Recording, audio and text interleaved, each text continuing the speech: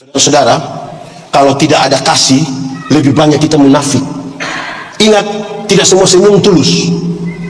Kita datang, kita bilang shalom, orang bilang shalom, kita selewat masa balik.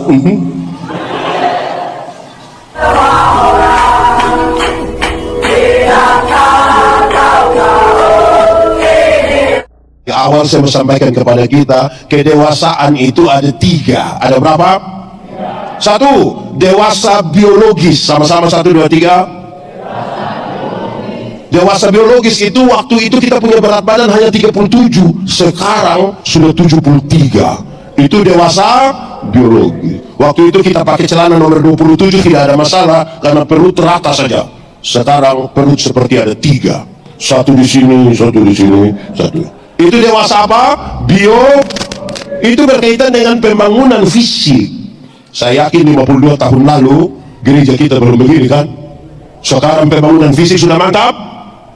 Enak, bagus itu. 2, dewasa psikologi. Sama-sama 1, 2, 3. Dewasa psikologi tidak tergantung umur dan berat badan. Dewasa psikologi tidak tergantung umur dan berat badan. Umur 40 tahun tapi kalau tukang tersinggung, sedikit-sedikit tersinggung, sedikit-sedikit tersinggung, sedikit-sedikit tersinggung, tersinggung kok sedikit-sedikit. Di sini ada yang biasa tersinggung. Ada ikut ibadah sekarang, dia pakai baju warna, nah itu dia punya masalah. Saudara-saudara, di Kupang itu kalau orang suka tersinggung di banyak orang suka bilang begini, badan besar tapi pikiran masih. Karena itu kita butuh kedewasaan psikologi. 3, dewasa iman. Sama-sama 1, 2, 3. Dewasa iman tidak tergantung berapa lama kita jadi orang Kristen. Dewasa iman tidak tergantung berapa lama kita melayani. Dewasa iman tidak tergantung berapa banyak kita baca Alkitab, berapa banyak kita melayani di sini, tidak. Dewasa iman itu kira-kira begini. Ada anak umur 3 tahun, ada mimbar berat 10 kg. Anak umur 3 tahun bisa pikul mimbar yang 10 kg? Bisa? 17 tahun kemudian dia umur 20 tahun bisa pikul mimbar yang 10 kg. Yang berubah anak atau mimbar? Itu dewasa iman. Tidak meminta beban menjadi ringan, tapi dia berdoa meminta bahu yang semakin kuat. Orang dewasa iman tidak akan merengek-rengek berteriak minta masalah berubah, karena dia tahu kalau Tuhan izinkan dia ada masalah, Tuhan tahu seberapa kuatnya dia. Amin. Semua tanya boleh jawab. Saudara punya masalah? Tidak usah omong. Saya lihat ini muka masalah semua. Masalah ialah kesenjangan antara harapan dan kenyataan. Orang dewasa iman tidak meminta masalah berubah. Dia tahu, Tuhan tahu sekuat apa ini. Selebihnya Tuhan. Karena itu hampir-hampir orang dewasa iman tidak akan meminta orang lain berubah. Tidak akan. Tapi siapa yang berubah? Kadang-kadang kita terlalu sibuk suruh orang lain berubah, tapi lupa rubah diri sendiri. Amin. Ada begitu di Sunter, di ini gereja ada, di majelis itu bukan, kira-kira gitu. Lalu di hari ulang tahun ke-52 kita baca pembacaan tadi, doa Yesus untuk murid-muridnya. Saya mau tanya, murid Tuhan Yesus ada berapa? Ada berapa? 12 itu banyak atau sedikit? Sedikit atau banyak? Lebih banyak orang dipok atau lebih banyak murid Tuhan Yesus? Berarti kita lebih banyak dari murid Yesus, betul? Murid Yesus itu hanya 12, tapi dengar, dari 12 orang itu ada nelayan-nelayan kecil di Galilea seperti Yakobus, Petrus, Andreas, Yohanes. Nelayan kecil, orang yang hidup tidak punya jabatan, kerja-kerja kecil saja.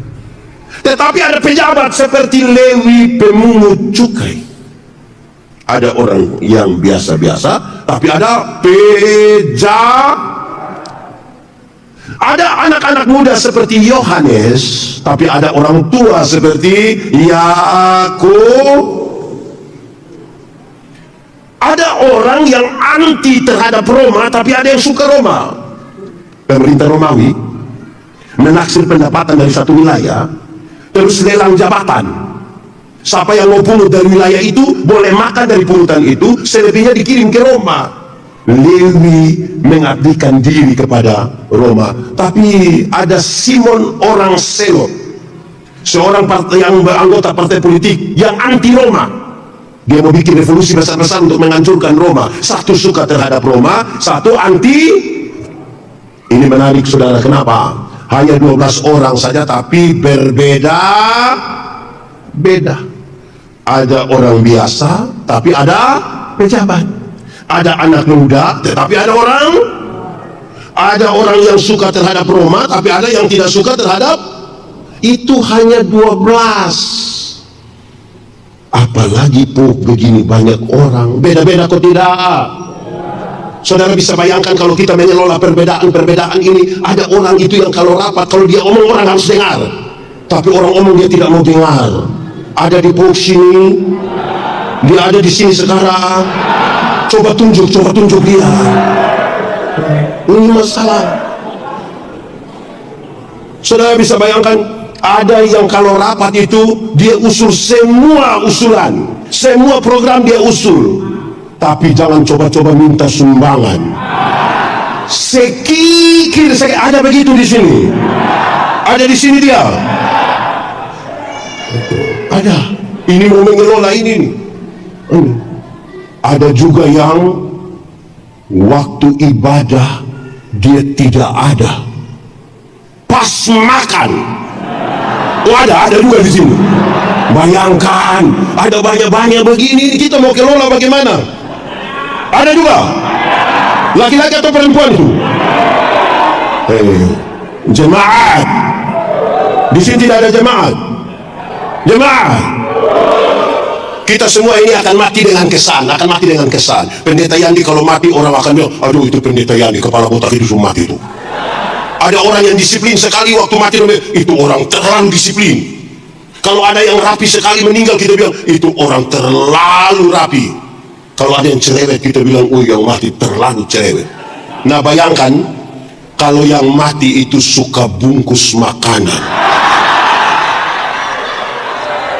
Di sini ada. Siapa punya istri jujur saja. Kalau yang mati itu suka bungkus makanan, pasti kita tanya, pendeta tanya, yang mana? Itu pendeta. Yang mana? Pasti pendeta kenal. Yang mana? Itu pendeta yang biasa bungkus. Itu. Nah, saudara lihat ini dalam jemaat ini. Lalu mari kita mengerucut pada doa Yesus menuju kepada tema ini. Tuhan Yesus berdoa. Kita lihat dulu harapan dari doa Yesus. Harapan dari doa Tuhan Yesus itu satu, ada dua harapan. Pertama, supaya mereka menjadi satu di dalam kasih.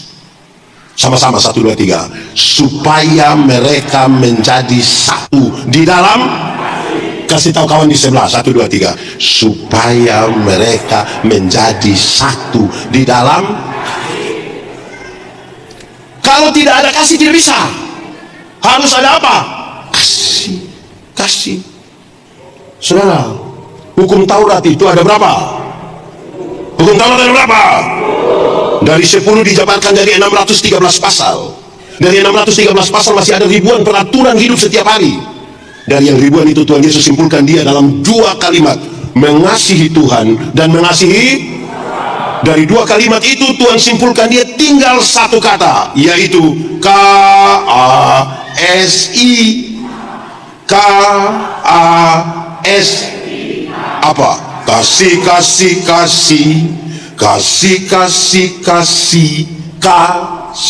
Dengar, hafal ikut yang pendeta bilang. Kasih ialah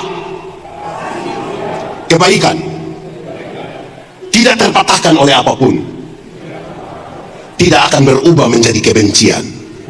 Ulang, kasih ialah kebaikan, tidak terpatahkan oleh apapun, tidak akan berubah menjadi kebencian. Rujukannya begini, karena begitu besar kasih Allah akan dunia ini. Apakah Tuhan Allah mengasihi dunia?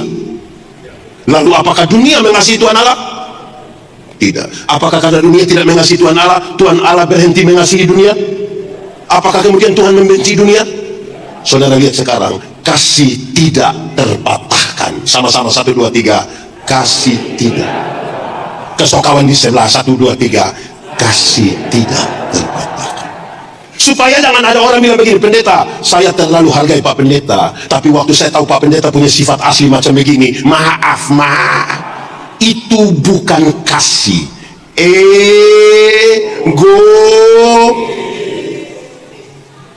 Egois. Yang paling bisa mengkonfirmasi ini, adalah ibu-ibu. Siapa? Saya mau tanya, ibu-ibu, melahirkan itu sakit atau tidak? Terlalu sakit. Mau melahirkan normal atau abnormal, tetap sakit. Sesar itu abnormal. Ibu-ibu waktu sakit melahirkan, kami suami saja tidak tolong. Ibu sakit di dalam sana, kami suami hanya taruh tangan di kepala baru bilang Yesus. Sudah bilang Yesus lagi, dia bayangkan kira-kira ini anak muka mau ikut siapa ini. Ibu sekarang melahirkan.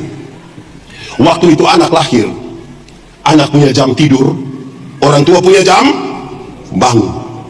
Orang tua punya jam tidur, anak punya jam. Banyak orang tua tidak tidur karena anak-anak mereka. Jam 3 subuh masih ada orang tua yang gendong-gendong di anak begini. Betul? Dalam keadaan sempoyongan tidak bisa tidur karena harus begini terus. Seringkali ibu-ibu dipaksa lagi menjadi penyanyi.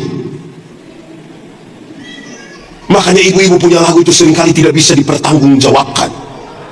Kalau tidak bobo digigit, padahal justru kalau anak bobo itu baru nyamuk gigit. Kalau itu anak lari-lari, nyamuk mana mau gigit dia? Tapi sudahlah, jangan persoalkan. Anak-anak lahir kan belum bisa bicara kan? Bisa atau belum? Orang tua ajar, pa. Setelah orang sudah jadi remaja macam penari-penari tadi di sini, ada suka bicara dengan orang tua? Ada suka bicara dengan orang tua? Lebih banyak suka bicara dengan siapa orang? Dengan teman. Saudara lihat, tidak tahu bicara kita ajar bicara, mulai lancar bicara, lebih suka bicara dengan teman daripada kita. Pertanyaan terakhir, siapa suruh kasih makan itu manusia orang? Kenapa mau kasih makan orang? Sama-sama, 1, 2, 3, kasih tidak terpatahkan.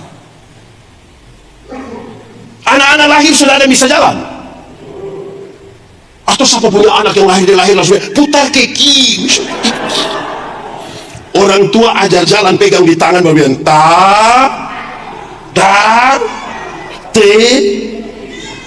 sudah jadi begini, sudah bisa jalan sendiri. Ada suka jalan dengan orang tua? Suka jalan dengan orang tua? Lebih suka jalan dengan siapa? Pertanyaan terakhir, siapa suruh kasih makan ini? Siapa suruh kasih makan? Sama-sama, 1, 2, 3, kasih tidak terpatahkan. Kasih tidak terpatahkan. Amin. Orang tua itu bilang begini, anak, asal kamu mau sekolah tinggi, biar orang tua ikat perut, tidak apa-apa. Pernah dengar itu kalimat? Orang tua kalau sampai bilang ikat perut itu bukan berarti orang mau pakai stagen. Tapi banyak yang hutang demi anak-anak mereka. Atas nama apa? Kasih. Jadi untuk ini mengangkat ke persekutuan bukan menjadi satu, menjadi seragam, tapi menjadi satu dalam pengelolaan perbedaan-perbedaan. Kalau tidak ada kasih, kita penuh dengan kemunafik. Tahu munafik? Coba angkat tangan yang munafik. Oh, tidak ada. Di Poking orang tulus-tulus semua. Munafik itu di depan manis sekali, di belakang. Di depan baik sekali, di belakang. Ada begitu di sini? Faham apa itu orang itu?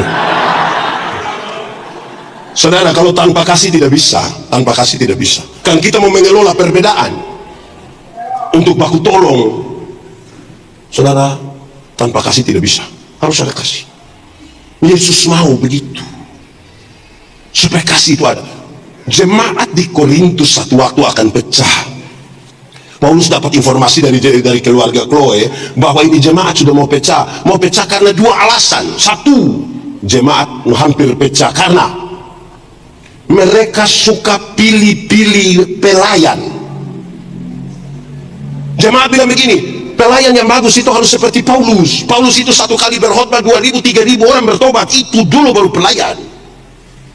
Sementara separuh bilang pelayan yang baik itu harus seperti Apolos. Apolos itu seorang pengkhotbah yang luar biasa. Satu kali berkhotbah 5-6 jam, orang tidak mengantuk, orang suka. Itu dulu baru pelayan.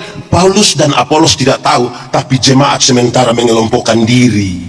Ini mau bikin rusak jemaat. Saya mau tanya, jemaat, di POK ini ada berapa pendeta? Ada berapa? 6. Saudara aman?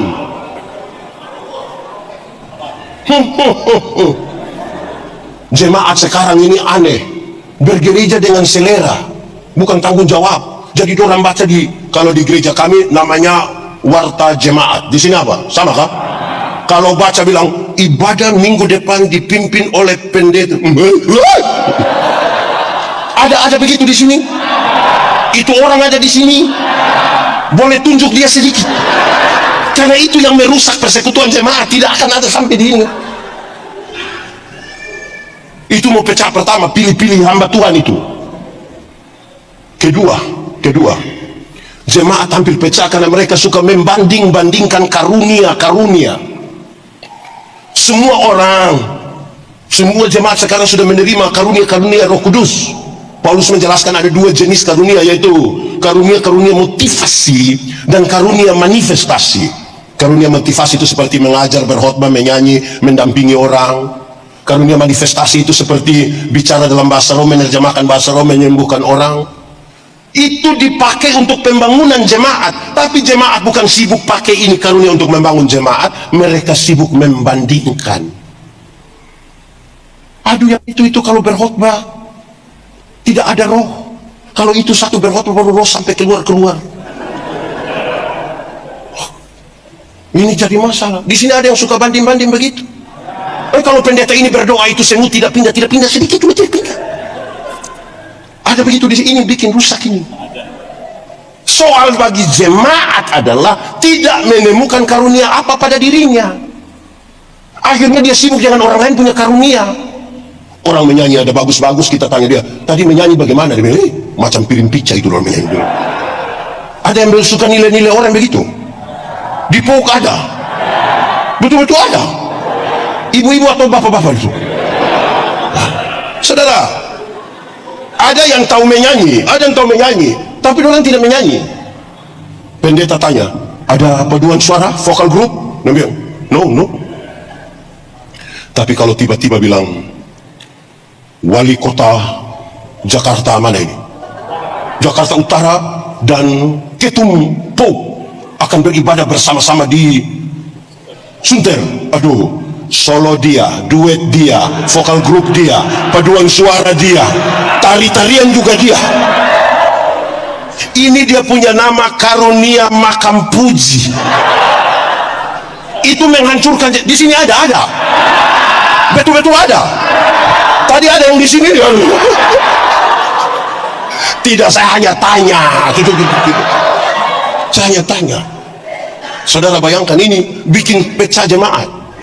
Di pasal 12 pertama Korintus dia bilang begitu. Lantas selanjutnya Paulus bilang begini, aku akan memberitahukan kepadamu karunia yang paling utama. Di pasal 13 Paulus kasih tahu, karunia yang paling utama adalah kasih. Sekalipun dia bilang, sekalipun engkau bisa bicara dalam seluruh bahasa manusia, bahkan bahasa malaikat engkau tahu, tapi kalau kasih tidak ada, engkau hanya seperti gong. Sekalipun engkau punya pengetahuan, engkau pintar sekali, semua orang tidak tahu, kau tahu sendiri. Engkau punya iman yang sempurna yang dapat memindahkan gunung, kasih tidak ada, engkau tidak ada guna. Dia tambah satu, sekalipun engkau memberikan semua yang ada padamu, bahkan tubuhmu engkau beri untuk dibakar, tapi kalau kasih tidak ada, engkau tidak ada faedahnya sama sekali. Lantas dia jelaskan di ayat 4. Dia bilang begini, dia sebut 15. Kalau saya khotbah ini 15, saudara tidak akan pulang. Saya mau ngomong satu saja. Dia bilang, kasih itu sabar. Kasih itu, saya mau tanya dulu, orang di POK sini sabar-sabar semua? Suka marah-marah? yang sedikit-sedikit mau banting kursi, kau mau keluar, mau bikin gereja sendiri di situ.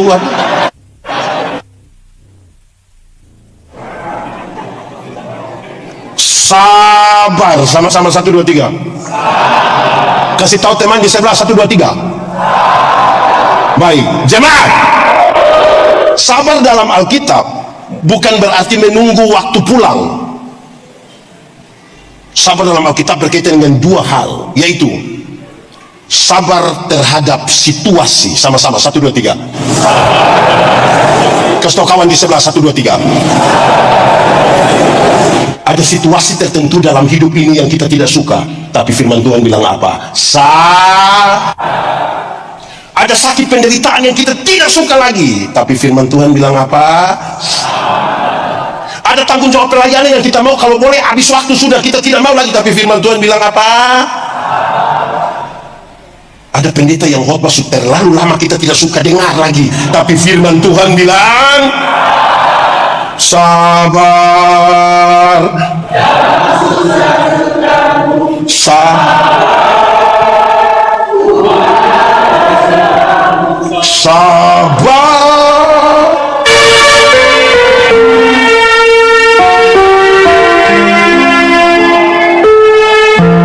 Itu pertama. Kedua, sabar terhadap orang. Sama-sama 1, 2, 3. Kasih tahu teman di sebelah 1, 2, 3. Jemaat, ada orang-orang tertentu dalam hidup ini yang terlalu menjengkel, tapi firman Tuhan bilang ada tetangga-tetangga di sekitar kompleks ini yang terlalu menjengkel, tapi firman Tuhan bilang ada majelis jemaat ini yang terlalu tapi firman Tuhan bilang ada jemaat itu yang terlalu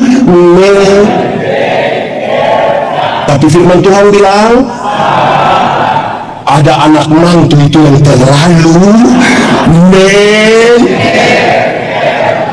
tapi firman Tuhan bilang ada juga mertua yang terlalu tapi firman Tuhan bilang ada suami-suami yang terlalu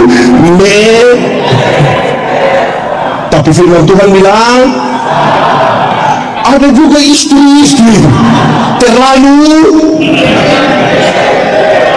ada kok tidak? Siapa pun istri itu? Tapi firman Tuhan bilang apa? Sabar.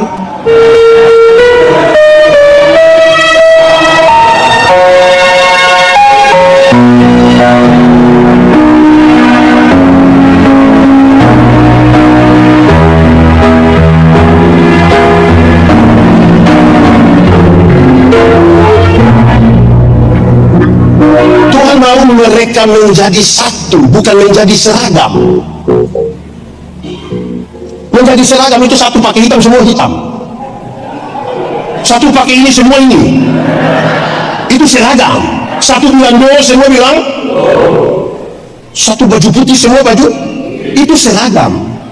Tapi menjadi satu berarti pengelolaan perbedaan. Saya kira ini gereja betul-betul mantap.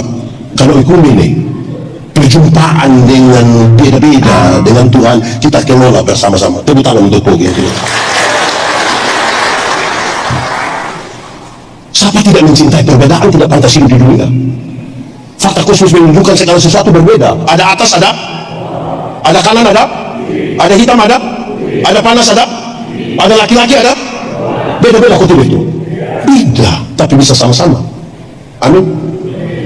Saya satu waktu kasih nikah satu pasang nikah, yang laki-laki umur 64 tahun, yang perempuan umur 20 tahun.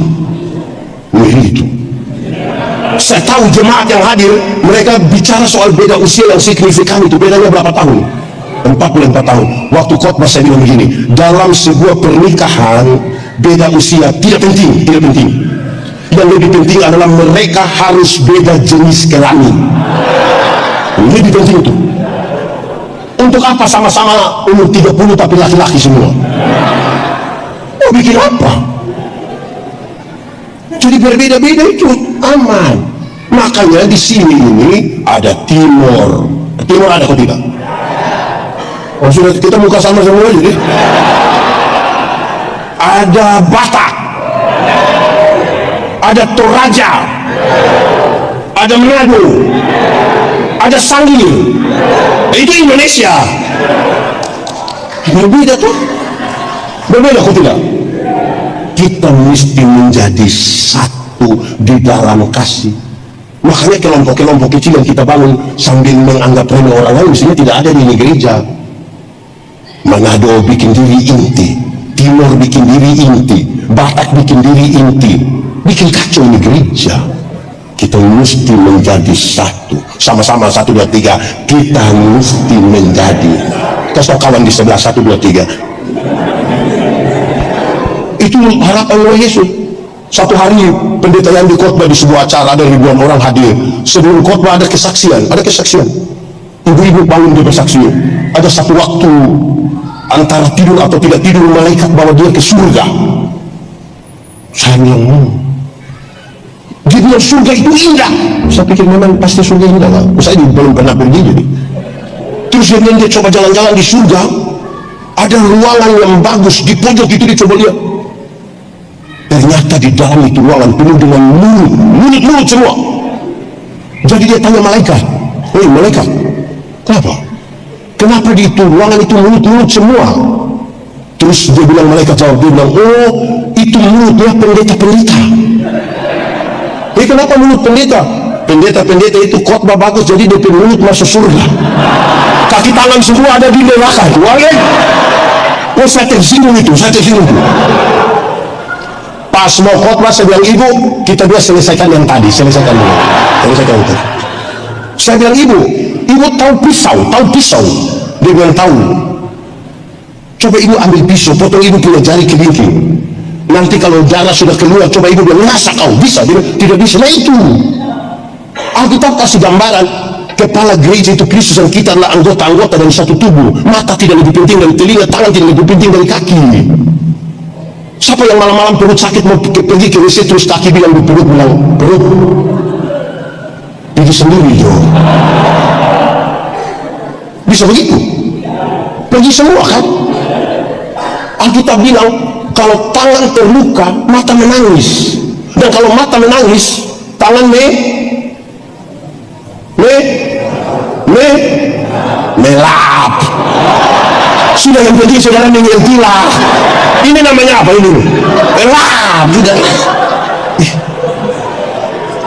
Terus saya bilang, "Ibu sudah tahu itu?" Dia bilang, "Iya pendeta." Makanya ibu kalau mau masuk, mulut kaki tangan masuk semua. Masa mulut di surga, kaki tangan di neraka? Ini ajaran sesat ini. Itu pentingnya persekutuan. Amin. Itu bersekutu. Tidak boleh ada sesuatu yang mendominasi, tapi persekutuan itu harus di dalam kasih. Saudara-saudara, kalau tidak ada kasih, lebih banyak kita munafik. Ingat, tidak semua senyum tulus. Kita datang, kita bilang shalom, kita selawat masuk itu tulus. Saya berkhotbah di banyak bank di Indonesia. Saya bilang begini, ini ibu-ibu yang kerja di bank ini cantik-cantik semua. Mau lihat jauh, dia dekat cantik. Dia pakai pakaian bagus-bagus lagi, kerja di ruangan tertata rapi lagi, ber AC lagi. Kita pergi di bank ini macam tidak mau pulang, macam mau lihat turun terus dulu.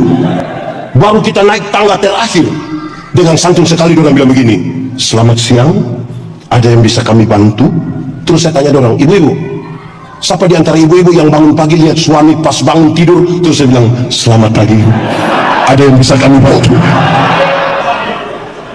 Saudara lihat, kalau tanpa kasih,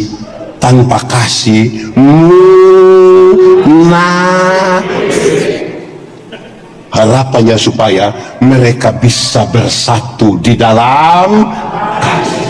Itu harapan pertama. Harapan kedua dari doa Yesus itu adalah supaya di antara murid-murid masing-masing secara personal menyatu dengan Tuhan, baru datang menyatu dalam persekutuan.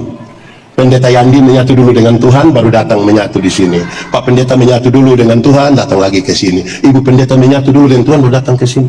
Tidak boleh ada orang dalam persekutuan yang tidak menyatu dengan Tuhan, tapi mau masuk dalam persekutuan, menghancurkan persekutuan. Supaya engkau ada di dalam mereka, mereka ada di dalam engkau, seperti aku di dalam kamu. Masing-masing pribadi. Teorinya apa? Teorinya begini: makin menyatu seseorang dengan Tuhan, makin dekat dia dengan orang-orang yang ada di sekitarnya. Dia tidak akan egois dengan Tuhan. Yang biasa bikin kacau gereja itu tidak menyatu dengan Tuhan, tapi mau jadi ketua panitia. Itu yang kacau.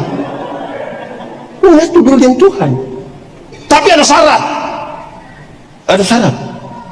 Untuk menyatu dengan Tuhan, syaratnya adalah menjaga kekudusan. Sama-sama, 1, 2, 3. Menjaga. Kasih kawan di sebelah, 1, 2, 3. Kenapa kekudusan menjadi penting? Tuhan yang kita sembah itu Tuhan yang kudus. Yang kudus tidak dapat bersatu dengan yang tidak kudus. Tanggalkanlah kasutmu, sebab tempat di mana engkau berdiri itu kudus. Yang terang tidak dapat bersatu dengan yang gelap. Saya mau tanya saudara, kalau kita di terang bisa lihat orang di gelap? Bisa atau tidak? Orang di gelap bisa lihat kita di terang? Lalu kenapa kadang-kadang orang sudah di terang tapi dia kembali ke gelap? Karena dia suka begini, dia suka begini. Apa ini? Kalau sudah begini tidak lama dia akan bilang. Saudara, tanpa kekudusan kita tidak bisa menyatu dengan Tuhan. Pendeta Yandi berkhotbah tiap hari, menyatu dengan Tuhan belum tentu. Saudara menyanyi tiap hari, menyatu dengan Tuhan belum tentu. Jemaat ini maha hadir, hadir di semua ibadah. Senin sampai Minggu dia ikut ibadah. Di lansia dia ikut, pemuda dia ikut, ini sekolah minggu dia ikut, pokoknya semua dia ikut. Janda juga dia masuk, duda juga dia ikut. Menyatu dengan Tuhan belum tentu. Belum tentu kalau tidak menjaga kekudusan. Kalau tidak menjaga kekudusan tapi kita melayani, itu apa?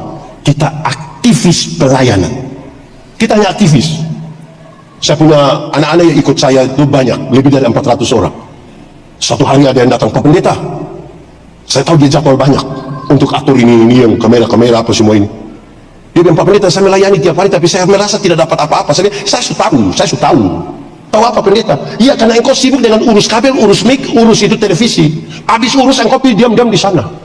Habis acara baru kamu datang, tidak pernah dengar firman. Bagaimana namanya?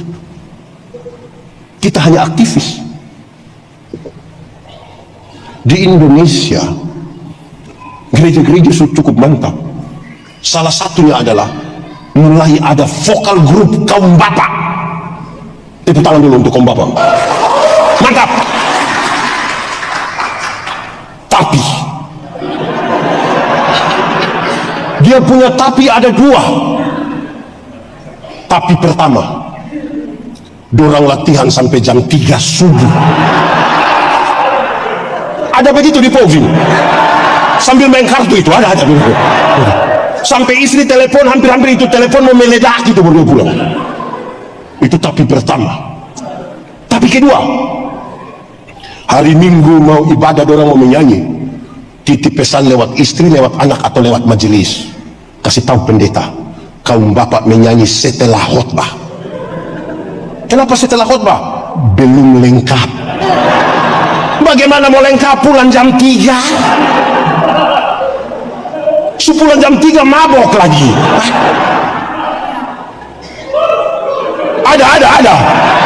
Ada di sini itu orang. Tunjuk saja. Jemaat, kasih kesempatan menyanyi. Dia menyanyi habis langsung keluar. Tunggu istri tidak mungkin pulang toh, dia keluar cari pohon. Bayangkan kita doa ini gereja untuk orang di dalam, habis menyanyi orang di bawah pohon. dan sambil membicarakan situasi politik terkini dari Republik Indonesia. Tapi mereka ada pasang-pasang telinga. Tiba-tiba pendeta yang pimpin ibadah bilang, kita sampai di penghujung dari ibadah ini. Pulanglah saudara-saudara dalam hidup dan tugasmu dengan selamat. Arahkanlah hatimu pada Tuhan, terimalah berkatnya. Orang yang dari luar itu masuk cepat-cepat langsung. Ada begitu di situ, ada di sini ada. Dia betul-betul ada di sini. Dia yang duduk di mana? Yang duduk di bagian mana dia itu?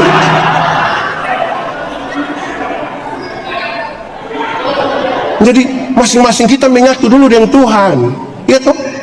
Saudara kalau tidak sabar, tidak menyatu dengan Tuhan, sudah janji latihan 1 minggu 3 kali, ada kan yang datang hanya 1 kali toh? Pas mau tampil dia hadir, menjengkelkan. Tapi memang kita harus apa tadi? Dan dalam ya Tuhan, itu harapan dari doa Yesus. Lalu bagaimana harapan itu jadi kenyataan? Bagaimana harapan itu jadi kenyataan? Pembacaan tadi menarik. Dia kasih tahu begini, karena aku telah memberikan kepada mereka kemuliaan yang engkau berikan kepadaku. Memberikan apa? Kemuliaan. Untuk menjawab 2 harapan tadi, ada kemuliaan yang Tuhan beri. Kemuliaan apa itu pendeta? Ada 3. Ada berapa? Ada berapa? 3 kalau pakai bahasa Indonesia? Ya 3. Pakai bahasa Batak? Sangir? Tidak ada orang sangir di sini. Kalau 3 bahasa Sangir apa? Orang sangir masa tidak mau ngomong. Padahal saya ingat sekali, bersyukurlah atas segala berkat yang telah dilimpahkannya bagi kita yang tak putus-putusnya kita terima ya. Oke, tunduk sedikit ya. Oke, tunduk. Ada 3 kemuliaan. 1, kemuliaan salib. Sama-sama 1, 2, 3. Tuhan Yesus itu tidak mati konyol di kayu salib, tapi dia dimuliakan di kayu salib supaya kita yang terputus hubungan karena dosa itu menjadi satu di dalam Tuhan dan di dalam kebersamaan. Dia tidak mati konyol, dia dimuliakan. Saudara tahu kenapa saudara ikuti di media sosial? Satu gereja menghakimi gereja yang lain, satu pendeta menghujat pendeta yang lain, satu Kristen marah satu Kristen yang lain, hujat-hujatan menjadi barang yang biasa. Kenapa? Karena kita tidak datang pada kemuliaan salib.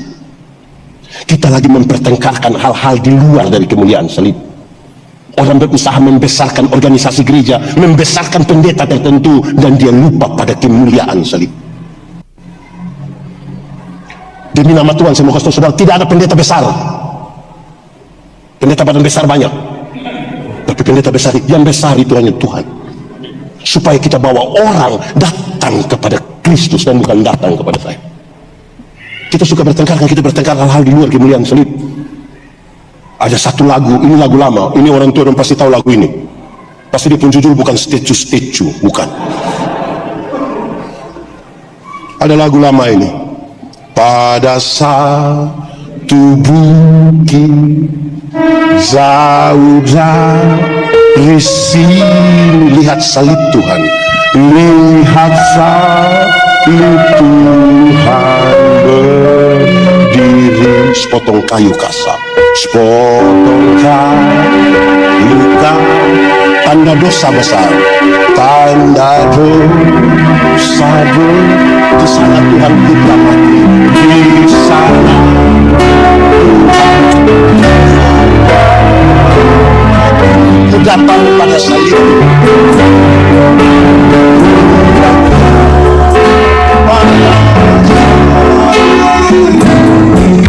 Kenangkan cinta kita,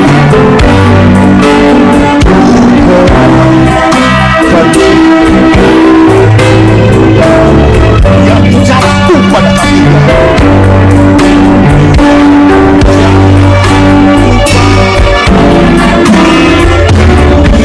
Saya tidak akan dosa.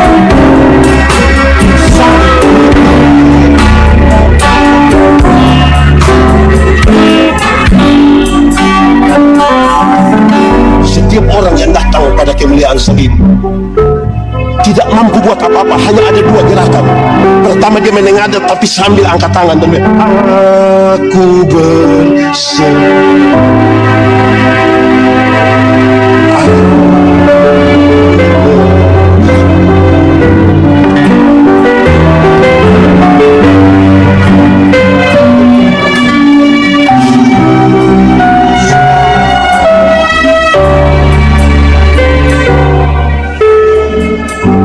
atau yang kedua dia hanya akan menunduk. Kan dia tahu dia orang berdosa yang tidak layak di hadapan Tuhan, dan paling dia hanya akan mengatakan, pada kaki salibmu, pada kaki salibmu, pada kaki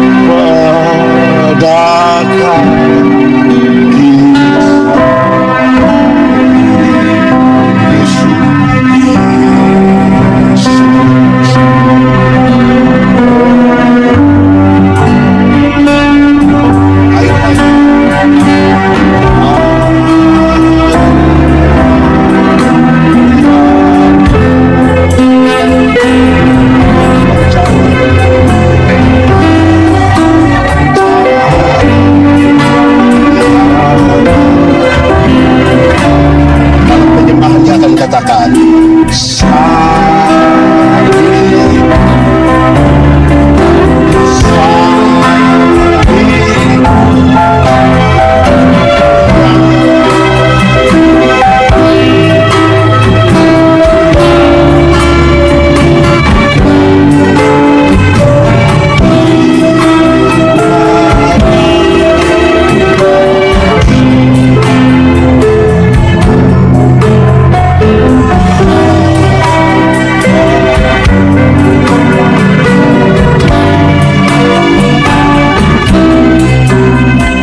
kenapa ada orang sombong di gereja? Karena dia tidak menghadap pada salib. Dia begini. Kalau kita lihat kiri kanan bisa membanding. Engkau jabatan di bawah saya, pangkat itu di bawah. Engkau punya oto ini masih yang 1000 cc dan saya punya yang 100.000 cc. Karena lihat begini, lama-lama orang lain yang beli motor, kita yang tidak tidur di rumah. Karena kita akan lihat, coba cek dulu, cek apa dia kredit ke cash kah? Tapi kalau melihat begini, kita tidak ada salib.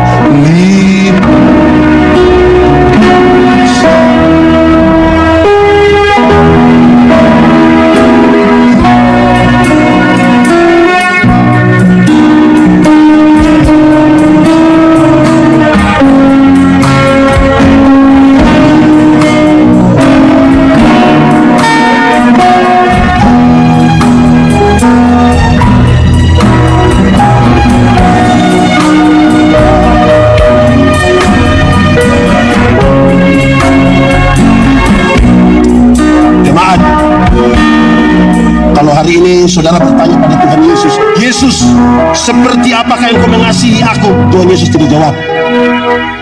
Saya ulang, hari ini kalau saudara bertanya kepada Yesus, Yesus, seperti apakah engkau mengasihi aku? Tuhan Yesus tidak jawab. Tapi dia merentangkan tangannya di kayu salib dan mati bagi saudara dan saya. Kemudian kita menyebutkan bahwa tidak ada kasih lebih besar dari kasih seorang sahabat yang mau mati bagi sahabat-sahabatnya. Amin. Kira-kira kalau ini gereja penuh dengan kasih, ada tangan yang mengangkat dia atau tidak? Ada atau tidak? Jadi kalau tidak ada kasih, kita munafik. Kedua, kemuliaan ketaatan. Sama-sama, 1, 2, 3. Kostok kawan di sebelah, 1, 2, 3. Tuhan Yesus itu taat untuk memperbaiki itu relasi yang terputus. Tuhan Yesus taat, bahkan taat sampai mati. Dalam gereja tidak boleh ada satu orang pun yang oleh karena alasan tertentu dia boleh tidak taat. Yesus itu taat, bahkan taat sampai mati. Ada orang tanya saya, Pak Pendeta, kalau Yesus itu Tuhan, kenapa waktu dia ditangkap dia tidak kasih tunjuk satu kuasa kecil saja? Pasti semua orang langsung percaya. Kalau saya yang Tuhan, saya bilang, makanya engkau tidak mungkin jadi Tuhan, engkau tidak mungkin. Karena Tuhan itu taat, bahkan taat sampai mati. Saudara, dalam tradisi gereja kami ada CD katekisasi 1 tahun, 3 kali tidak ikut tatap muka, tidak boleh ikut CD. Ada orang tua datang tanya, pendeta, ini kali ada tabisan CD? Iya, bagaimana? Kita punya anak itu yang sekolah dokter di Bandung itu, anak terlalu pintar, itu dosen belum tahu, dia sudah tahu semua. Iya, kenapa? Nanti dia datang, oh bagus kalau dia datang, kali dia libur sih. Bukan, kalau datang boleh pendeta langsung tabis. Tidak bisa dong, orang lain punya anak boleh ikut. Dia terlalu apa sampai dia tidak taat? Dia lebih apa? Pendeta jawab tersinggung, dia mau keluar bikin gereja sendiri, mau tabis sendiri. Taat.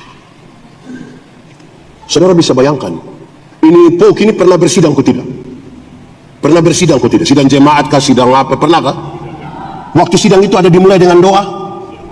Saudara meyakini kok tidak kalau keputusan persidangan ada intervensi campur tangan Roh Kudus di dalamnya? Ada. Lalu kenapa dengan seenaknya kita mau melanggar? Gampang-gampang saja kita mau melangkah itu. Saudara, kita boleh sidang setengah mati, uang kasih keluar, waktu kita siapkan. Bahkan babi yang tidak tahu apa-apa ikut mati gara-gara kita berpersidangan. Padahal mau kacang berini bon itu kan. Tapi kok dengan gampang-gampang kita langgar itu? Jangan dong. Taat, sama-sama 1, 2, 3. Seperti wanita mengular, menangis di bawah, demikian hidupku mau mengasihi Yesus, Engkau baik. Sekali lagi, seperti wanita, seperti wanita menangis di bawah kaki, demikian hidupku mau mengasihi Yesus, Engkau sampai akhir, sampai akhir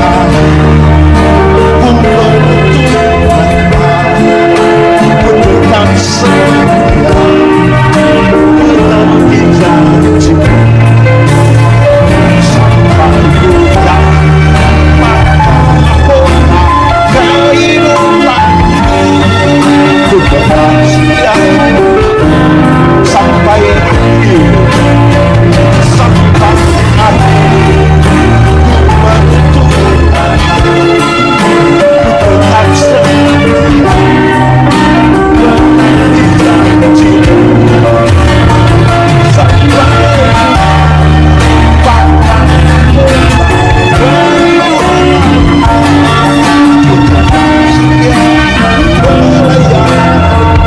tetap setia, melayanimu, tetap setia mau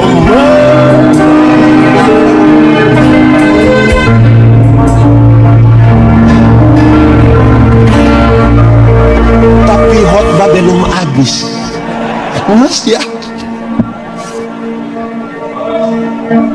Amin, mantap. Ada 3 kemuliaan. Yang pertama kemuliaan apa tadi? Oh mantap. Kedua kemuliaan. Oh iya. Kenapa saya tanya ulang? Saya takut sebentar saudara pulang ketemu orang, saudara bilang kau rugi tadi tidak ikut ibadah. Kenapa? Pendeta yang di hotel. Iya bagus. Iya, dia bilang apa? Tidak tahu. Yang penting kami tertawa dulu, senang sekali. Tapi saudara ingat loh, pertama kemuliaan, 2 kemuliaan, ketiga kemuliaan nama. Sama-sama 1, 2, 3. Supaya dunia tahu. Kemuliaan nama apa maksudnya? Dulu itu sama dengan itu hari. Dulu itu orang-orang termasuk Israel tahu bahwa ada Tuhan, ada kuasa, ada yang menciptakan, tapi siapa dia, di mana orang tidak tahu. Terlalu jauh dia. Sampai satu waktu Tuhan datang berjumpa dengan Musa untuk kepentingan pembebasan Israel dari Mesir. Bicara-bicara dengan Musa untuk mengutus Musa, terus Musa tanya, Tuhan, nanti kalau saya pergi orang tanya, saya bilang siapa yang suruh? Tuhan bilang, kalau ada yang tanya kasih tahu, bilang, aku adalah aku mengutus aku kepadamu. Jadi saya datang sini tanya, siapa suruh pendeta yang adalah? Aku adalah aku. Saudara mengerti? Aku adalah aku. Dari aku adalah aku, dia bikin lebih dekat lagi. YHWH, Yahweh. Tapi nama ini tidak bisa disebutkan sembarangan. Dari Yahweh itu kemudian menjadi Immanuel. Tapi orang bertanya, ini Immanuel yang mana? Karena di Pok juga ada nama. Ada kok tidak? Immanuel siapa itu? Terus dijelaskan, bukan Immanuel itu, tapi Immanuel yang pemerintahan ada di bahunya. Orang menyebut dia penasehat ajaib, Bapa yang kekal, Raja Damai. Matius masih menyebut Immanuel, tetapi Yohanes kemudian menyebutkan, dan nama itu adalah Yesus. Dan dunia harus tahu. Semua orang harus tahu. Semua orang harus tahu. Semua orang harus tahu. Siapa? Sekalian semua orang harus tahu. Semua orang harus tahu.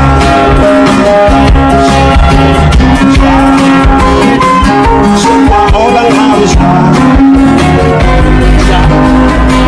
Orang Batak harus tahu. Dia. Orang Batak harus tahu. Tahu apa? Orang Sangi. Orang Sangi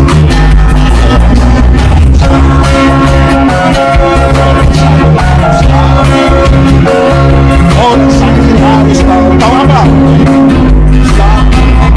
Orang Timur. Orang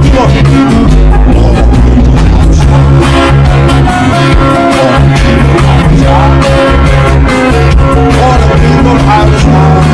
Tahu apa? Orang Ambon. Orang Ambon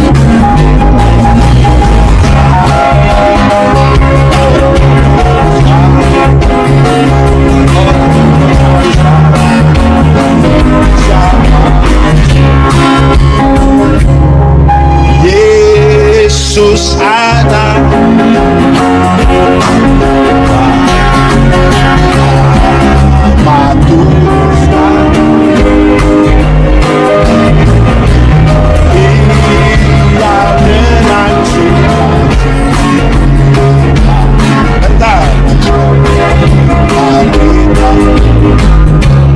Banyak kali sudah tidak tahu lagi ini lagu.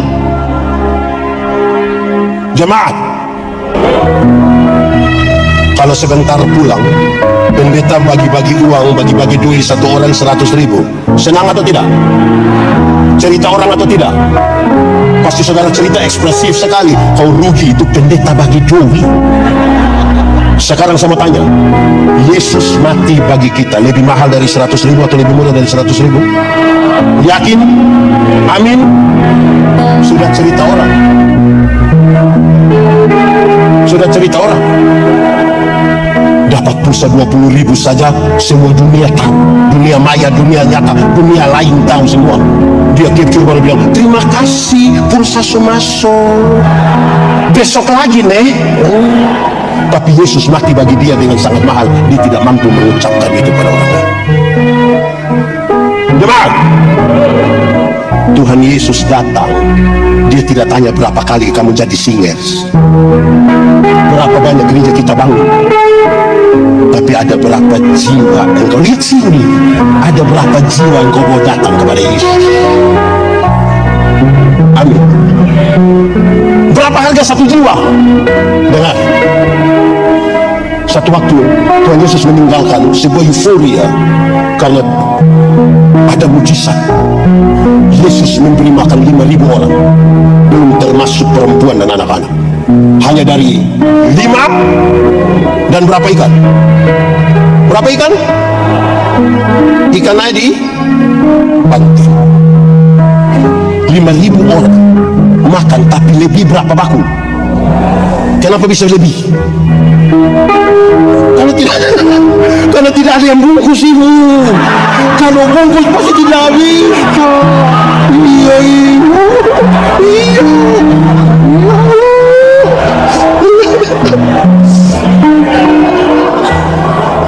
Jemaat, Yesus kasih tinggal dorang. Yesus pergi ke Gerasa. Di Gerasa Yesus hanya akan berjumpa dengan satu orang yang kerasukan legion. Kerasukan legion berarti itu orang kerasukan roh jahat. Kira-kira 6.000 roh jahat. Berapa ribu? 6.000. Kita punya teman majelis hanya satu roh jahat, dia punya otak saja kita pusing. Ini 6.000. Itu orang terlalu jahat. Bagi orang lain dia jahat, bahkan bagi dirinya sendiri pun dia jahat. Bagi beberapa orang dia manusia jahat, begitu lebih baik mati. Tapi Yesus tidak. Yesus datang padanya. Waktu Yesus mau turun dari perahu, roh jahat itu begini, Yesus anak Allah yang hidup, apa urusanmu dengan kami? Rupa-rupanya roh jahat juga mengenal nama Yesus.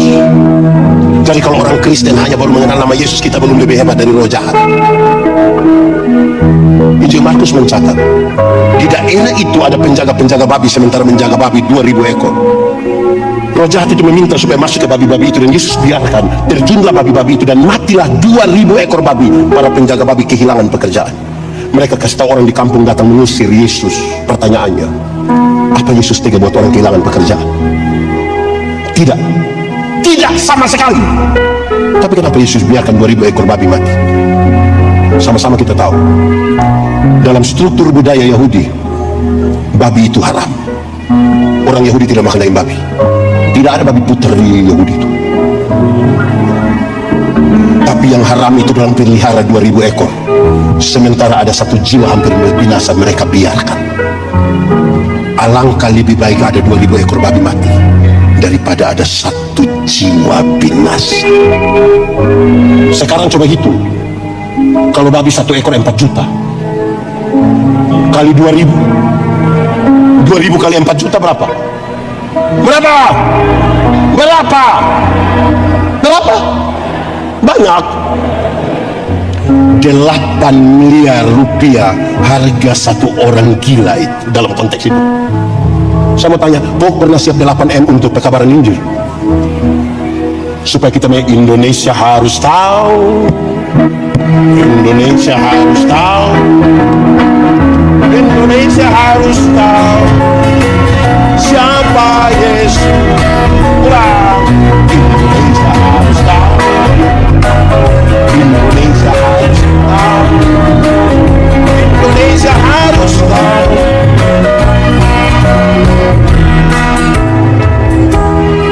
Siapa orang gila itu? Orang gila itu bisa kita punya suami. Kasat mata saya melihat ini mama-mama lebih banyak dari bapak-bapak, betul? Ini mama janda semua.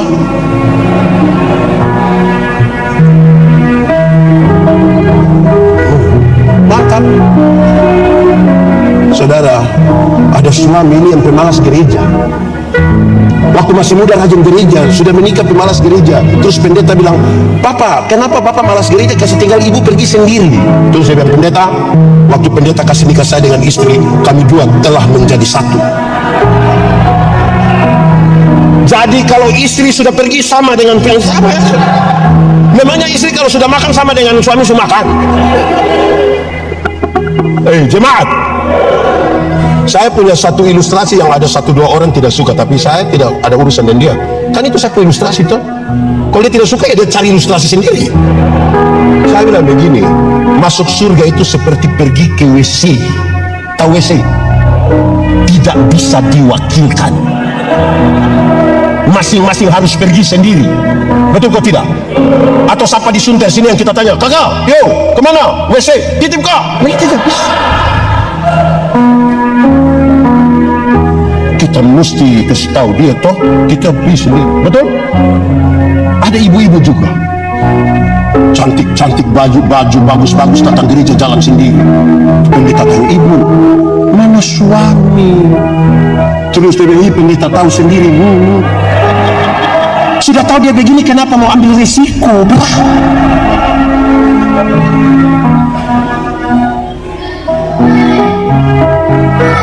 Hai, halo adek, Awas itu om kepala botol. Oke, saudara lihat sekarang. Tidak ada orang bisa menginjil karena dirinya sendiri. Harus ada tangan yang tidak kelihatan yang akan menolong dia untuk mengatakan sesuatu tentang Yesus. Ingat, belum pernah ada manusia bikin tobat, manusia tidak ada yang bisa membuat seseorang berbalik kepada Tuhan. Kalau manusia paksa bikin tobat manusia, dia pun nama munafik. Ada istri-istri bilang pada dia suami, "Papa tidak boleh merokok." Bapak memang tidak merokok di rumah. Waktu dia keluar gas atau rem? Gas atau rem kalau di luar? Gas tinggi atau rendah? Nanti semua dekat rumah dia berhenti motor. Terus dia cuci muka, masuk istri, "Papa kenapa cuci begitu?" "Oh, virus sekarang ini." Munafik.